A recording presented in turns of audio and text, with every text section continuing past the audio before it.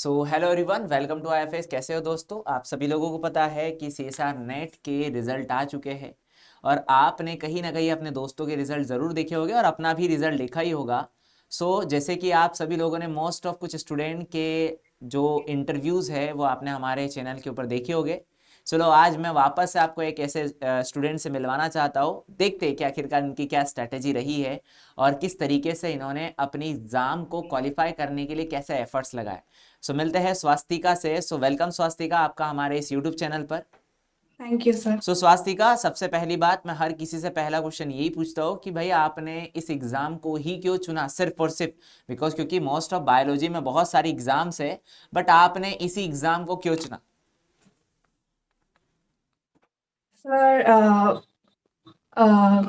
CSIR एक one of the toughest exam है, जितने भी फेलोशिप का एग्जाम है। तो मतलब इसको क्वालिफाई करना ज्यादा प्रेस्टिजियस समझा वैसे, इसलिए। ओके ओके, मतलब कोई एम हो आपका इस एग्जाम के पीछे?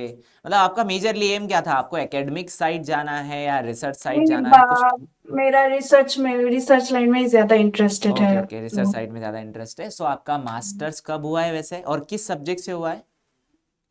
मेरा BSc and masters both from microbiology okay. And मैं 20 मतलब 23rd में पास हुई हूँ। अच्छा, 23rd में पास आउट हो। हाँ, हाँ, उसके हाँ। बाद से आप आईएफएस के किस प्लेटफॉर्म के साथ कनेक्टेड हो वैसे? मैं यूट्यूब से कनेक्टेड हूँ। ओके, यूट्यूब से। तो मोस्ट ऑफ, अब मेरा क्वेश्चन ये बन जाता है कि अब जैसे हम सीएसआर के, आपने कहा most of the toughest exam, हालांकि नहीं है बट फिर भी मैं मतलब आपसे बाकी ये फेलोशिप से ठीक है। डीबीटी आईसीएमआर मतलब बहुत ज्यादा इजियर है सीएसआईआर की कंपैरिजन में, इसीलिए। अच्छा, कौन कौन से एग्जाम क्वालिफाई है आपकी? मेरी सीएसआईआर है, मतलब ये मेरा फोर्थ अटेम्प्ट था। अच्छा, उससे फोर्थ। पहले जो अटेम्प्ट था वो सब पीएचडी ऑन ओनली क्वालिफाई हुआ था, but this time JRF qualify हुआ। अच्छा, जब आपने फोर्थ टाइम इस एग्जाम को दिया है तो मोस्ट एक्सपीरियंस जो आप इस एग्जाम के लिए, तो थर्ड टाइम आपने, तीनों टाइम ऐसी क्या गलतियां की जो कि फोर्थ टाइम में सुधार लिया आपने? ऐसा कुछ तो हुआ होगा। हाँ, मतलब फर्स्ट टाइम जो था वो एमएससी के बाद था, तो उतना अच्छा प्रिपरेशन नहीं था, जस्ट कैसे होते एग्जाम पैटर्न देखने के लिए था। और फिर जो नेक्स्ट टू अटेम्प्ट्स थे, उसमें मतलब मेरी गलतियां क्या है और वो कैसे रेक्टिफाई करना है, ये समझते समझते दोनों अटेम्प्ट्स निकल गए। क्या और गलतियां रही मैं आपकी इस दोनों अटेम्प्ट्स में? मेरे जो मैक्सिमम मतलब मेरा पार्ट सी बहुत वीक था। और मेरी मतलब नेगेटिव बहुत ज्यादा होती थी, मतलब एक्यूरेसी बहुत ज्यादा कम था। तो वो कौन सी क्वेश्चन सिलेक्ट करनी है और कौन सी सिलेक्ट नहीं करनी, ये ही मतलब ये निकालते निकालते बहुत ज्यादा टाइम मतलब चला गया। तो ऐसा कौन सा मंत्र आपने पढ़ा जिससे कि आपके पार्ट सी में ज्यादा करेक्ट होना चालू हो गए? अ, मतलब अ, फोर्थ टाइम में इतने ज्यादा करेक्ट कैसे हुए फिर? मेरा जो इस टाइम का जो स्ट्रेटेजी, मतलब जो मोस्ट इफेक्टिव था मेरे लिए, वो था मॉक टेस्ट। ओके। मैंने बहुत सारे मॉक टेस्ट दिए, तो उससे मैंने जो एक्यूरेसी थी वो, उससे मेरा बहुत ज्यादा बढ़ा। और मतलब पार्ट सी का जो एनालिटिकल टाइप ऑफ क्वेश्चंस है वो भी अच्छी तरह से सॉल्व कर पाई इसके लिए। ओके ओके, चलो बहुत और बढ़िया है। मेरा जो मतलब ये फोर्थ अटेम्प्ट था, उससे पहले मैं आईएफएस से कनेक्ट हुआ। इससे पहले मुझे आईएफएस के बारे में पता नहीं था।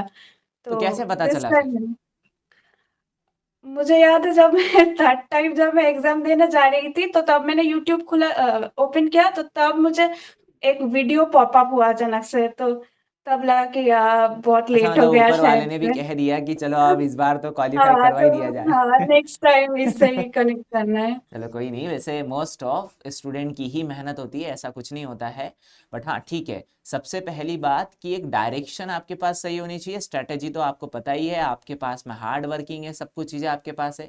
सिर्फ एक डायरेक्शन की कमी थी जो कि आपको आईएफएस ने एक डायरेक्शन प्रोवाइड करी है, जिसको आपने पूरी तरीके से प्योर हार्ट से जैसा अपनाया, आपका सिलेक्शन ऑब्वियसली कंफर्म हो गया।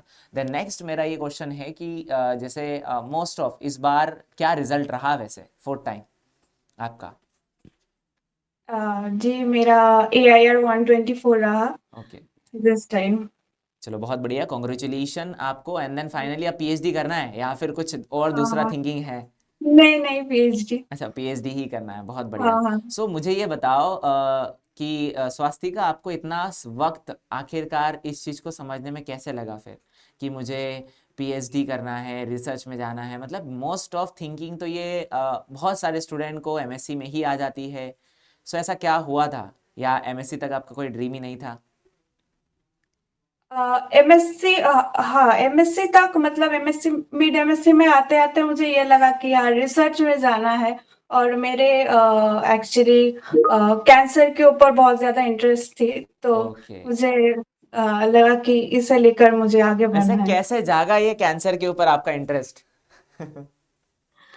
एक्चुअली ये तो मतलब 12th के बाद नीट देने का बहुत शौक था, तो वो क्वालिफाई नहीं ठीक है, हुआ, इट्स तो हाँ। उसके बाद यही एक ऑप्शन था कि मुझे रिसर्च में जाना है, और लाइक क्लिनिकल वन, कैंसर के ऊपर ज्यादा इंटरेस्ट था, तो देन ओके। मैंने सोचा हाँ, कि होप सो लग जाता है हाँ मोस्ट ऑफ कि अब कभी हमारा नीट हमें क्वालिफाई करना है, डॉक्टर बनना है। सो एक ईगो हाँ, पर आ जाता है, अगर इधर से डॉक्टर नहीं बनना है तो इधर से तो बनना ही बनना उधर है। से। या तो पीएचडी वाले हाँ। डॉक्टर हम बन जाएंगे। बिल्कुल सही है। सो अच्छी बात है कि आपने कैंसर के ऊपर सबसे ज़्यादा इंटरेस्ट रखा आपका। और मोस्ट ऑफ ये टॉपिक बहुत ज़्यादा इंपॉर्टेंट है, इसके ऊपर और भी बहुत सारी रिसर्च चल रही है, और मोस्ट ऑफ अब नेक्स्ट रिसर्चर स्वास्तिका भी होगी। चलो, बहुत बढ़िया है। And then congratulation, hope so कि आपका जो ड्रीम है वो बिल्कुल कंप्लीट हो, कि आपको जिस रिसर्च फील्ड में जाना है आप उसी में जाइए। सो थैंक यू स्वास्तिका, कि आपने थैंक यू। हमारे सारे दर्शकों को मोटिवेट किया, अपने सारे ड्रीम्स के बारे में बताया, और किस तरीके से आपने अपने अटेम्प्ट्स को या अपने फेलियर को डीमोटिवेट ना होते हुए मोटिवेशन तरीके से क्वालिफाई किया। So thank you. Thank you. Okay.